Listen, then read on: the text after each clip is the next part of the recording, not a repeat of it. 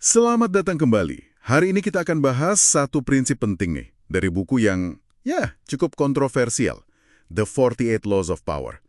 Lebih tepatnya hukum ke-13. Kalau minta bantuan, fokuslah ke kepentingan pribadi orang itu. Jangan ke belas kasihan atau rasa terima kasih mereka. Menarik. Sumber kita ya, petikan-petikan dari buku itu sendiri. Banyak contoh sejarahnya juga. Nah, misi kita kali ini adalah membedah kenapa sih pendekatan ini sering kali lebih jitu. Dibanding katakanlah sekedar berharap orang lain baik hati gitu ya. Betul.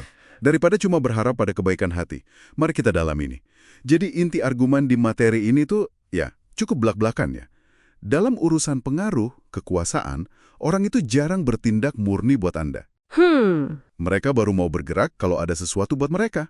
Mengabaikan fakta ini, katanya, ya naif aja dan seringkali merugikan. Ya, ini sering disalahpahami seolah-olah sinis banget gitu ya. Padahal, kalau kita lihat argumennya, ini lebih kayak pengamatan pragmatis soal sifat dasar manusia. Maksudnya gimana tuh?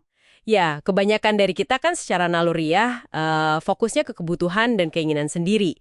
Jadi, kunci persuasi yang efektif itu menurut buku ini bukan nuntut atau minta dikasihani. Tapi kita harus paham mesin apa sih yang bikin orang lain bergerak, apa yang sebetulnya mereka mau atau butuhkan. Nah, nemuin titik itu kayak cara buka kunci persetujuan mereka. Oke. Dan di sini nih seringnya kita salah langkah, ya kan? Seperti yang disorot di teksnya juga. Gimana tuh contohnya? Kita cenderungnya malah fokus ke agenda kita, kebutuhan kita. Kadang malah pamer kekuatan atau pencapaian gitu. Berharap itu cukup buat narik bantuan. Iya. Sering terjadi itu. Tapi ya, pendekatan kayak gitu sering gagal karena, ya itu tadi, kita nggak peduli sama perspektif lawan bicara. Nggak ada yang lebih nyebelin kan katanya, daripada ngerasa sudut pandang dan kepentingan kita diabaikan gitu aja. Bener banget, rasanya nggak dihargai ya. Nah, jalan keluar yang dianjurkan itu adalah usaha sadar buat masuk ke dalam jiwa orang lain istilahnya. Masuk ke dalam jiwa. Kedengerannya agak gimana gitu ya.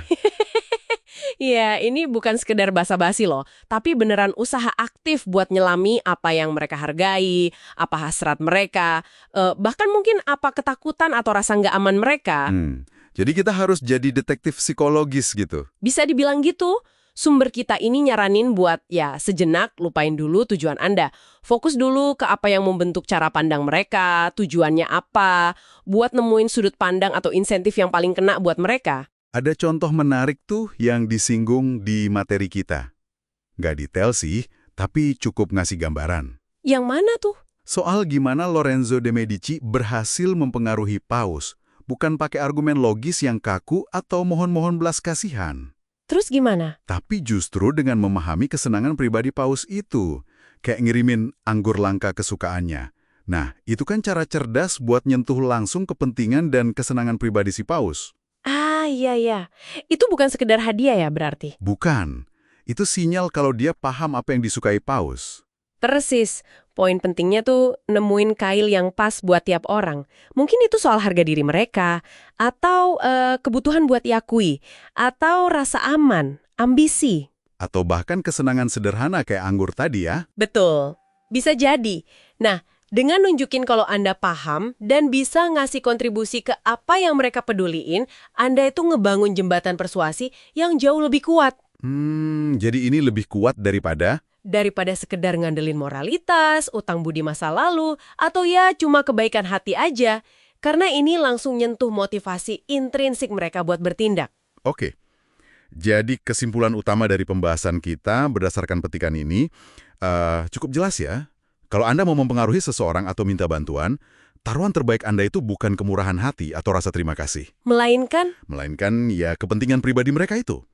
Pahami apa yang mereka inginkan, butuhkan, atau hargai.